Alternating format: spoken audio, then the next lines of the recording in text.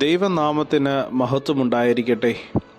ഈ വലിയ നോമ്പിൻ്റെ 8-ാം ദിനം, 2-ാം ഞായറാഴ്ച നമുക്ക് ഒരുമിച്ചുള്ള ചിന്തയ്ക്കും ധ്യാനത്തിനുമായി തിരഞ്ഞെടുത്തിരിക്കുന്ന വേദഭാഗം വിശുദ്ധ മർക്കോസ് എഴുതിയ സുവിശേഷം 1-ാം അധ്യായം 40 മുതൽ 45 വരെയുള്ളതായ വാക്യങ്ങൾ. Gospel according to Saint Mark, chapter 1, verse 40 through 45. ഒരു കുഷ്ഠരോഗി യേശുവിൻ്റെ സ്പർശനത്താൽ ശുദ്ധനായി തീർന്ന് സൗഖ്യമാകുന്ന വേദഭാഗമാണ് നാം ഇന്ന് വായിച്ചു കേൾക്കുന്നത്. ശുദ്ധീകരണമാണ് സൗഖ്യമാക്കലിൻ്റെ അടിസ്ഥാനമെന്ന് ഈ വേദഭാഗം നമ്മെ ഓർമ്മിപ്പിക്കുന്നു. എന്നെ പുറത്താക്കി നിർത്തിയിരിക്കുന്നതായ ഒരു ലോകത്തിൽ നിന്നുകൊണ്ടാണ് ഈ കുഷ്ഠരോഗി സൗഖ്യത്തിനായുള്ള അപേക്ഷ ഉയർത്തുന്നത്. അധ്യായം 40-ാം വാക്യത്തിൽ നാം ഇപ്രകാരം വായിക്കുന്നു: നിനക്ക് മനസ്സുണ്ടെങ്കിൽ എന്നെ ശുദ്ധമാക്കാൻ കഴിയും. തകർന്ന മനസ്സിൻ്റെ വിലാപമാണ് ആ വാക്കുകൾ. എൻ്റെ ശരീരം മൂലം എന്നെ പുറന്തള്ളിയ ലോകത്തിലേക്ക് സൗഖ്യം നൽകി എന്നെ ഉൾപ്പെടുത്താനാകുമോ എന്നാണ് അയാളുടെ ചോദ്യത്തിൽ മറഞ്ഞിരിക്കുന്നതായ ചോദ്യം. ശുദ്ധീകരണമാണ് സൗഖ്യമാക്കലിൻ്റെ അടിസ്ഥാനം. ഈ വേദഭാഗം നമ്മെ ഓർമ്മിപ്പിക്കുന്നതും അതുതന്നെയാണ്. യേശുവിൻ്റെ അടുത്ത് ചെന്ന് മുട്ടുകുത്തുന്ന കുഷ്ഠരോഗി തന്നെ ശുദ്ധീകരിക്കുവാൻ കഴിയുന്ന ശക്തി യേശുവിലുണ്ടെന്ന് വിശ്വസിക്കുന്നവനാണ്.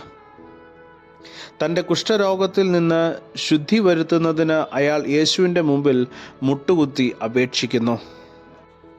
പലവിധ കാരണങ്ങളാൽ അശുദ്ധി ഭവിച്ചിരിക്കുന്നവർ യേശുക്രിസ്തുവിൽ ശുദ്ധീകരണത്തിൻ്റെ ഉറവ കണ്ടെത്തുന്ന കാലഘട്ടമാണ് നോമ്പിൻ്റെ കാലഘട്ടം. ഒറ്റപ്പെടലിൻ്റെയും സങ്കടങ്ങളുടെയും ഭീതികളിലൂടെ കടന്നു പോകുന്നവർക്ക് അത്താണി യേശു മാത്രമാണെന്നുള്ള തിരിച്ചറിവാണ് ഈ വേദഭാഗത്തിൻ്റെ ഉൾക്കാഴ്ച.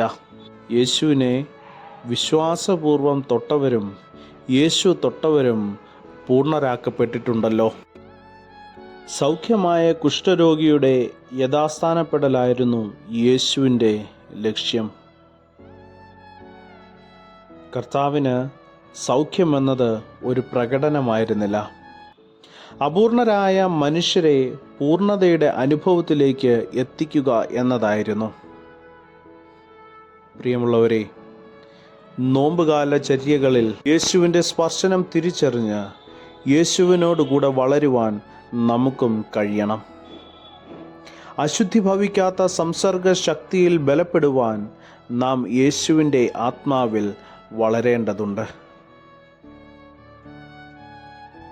യേശുവിനെ സംബന്ധിച്ച് സൗഖ്യമെന്നാൽ ഹൃദയത്തിൽ നിന്നും കവിഞ്ഞൊഴുകി വിരൽ തുമ്പുകളിലെത്തുന്ന സ്നേഹമാണ്. ഹൃദയത്തിൽ നിന്ന് കവിഞ്ഞൊഴുകി വിരൽ തുമ്പിലെത്തുന്ന സ്നേഹം. സ്നേഹത്തിൻ്റെ അനുസ്യൂത പ്രവാഹം ഉള്ളിൽ സംഭവിച്ചാൽ നമ്മിലൂടെ സൗഖ്യം സംഭവിക്കും. അത് ഉറപ്പാണ്. നോമ്പുകാല ദിനങ്ങളിൽ ഒരു ആന്തരിക സൗഖ്യം എന്നിൽ ഉണ്ടാകണമേ എന്നുള്ള പ്രാർത്ഥനയോടുകൂടെ നമുക്ക് ആയിരിക്കാം. ദൈവം അനുഗ്രഹിക്കട്ടെ. നമുക്ക് പ്രാർത്ഥിക്കാം. ദൈവമായ കർത്താവേ,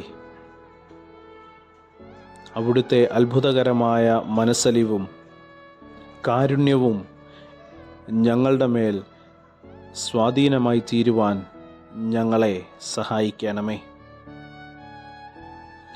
കേവലം സൗഖ്യത്തിനപ്പുറം ശിഷ്യത്വത്തിൻ്റെ കൽപ്പനകൾ അനുസരിക്കുവാൻ എനിക്ക് കൃപ നൽകണമേ. സ്നേഹത്തിൻ്റെ അനസൂയ പ്രവാഹം ഉള്ളിൽ സംഭവിപ്പാൻ ഞങ്ങളെ ഇടയാക്കണമേ. യേശുവിൻ്റെ നാമത്തിൽ തന്നെ ആമേൻ. സ്നേഹത്തോടെ ജോയൽ അച്ഛൻ.